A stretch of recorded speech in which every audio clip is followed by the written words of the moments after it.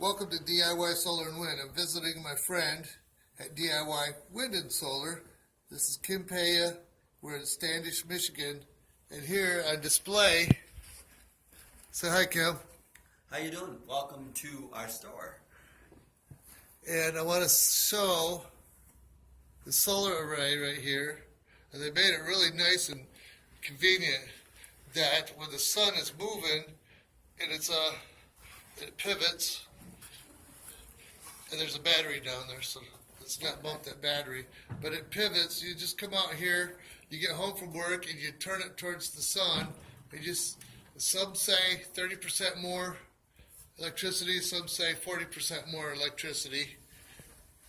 Since you got a sun tracker, this is very, very beautiful. This is something I would like to have, and I might build one in the next 2 or 3 years, as to which I could have 3 on it this year and maybe add on to 6 the next year. Good, good. But we have company. So thanks for watching. Have a nice sunny day.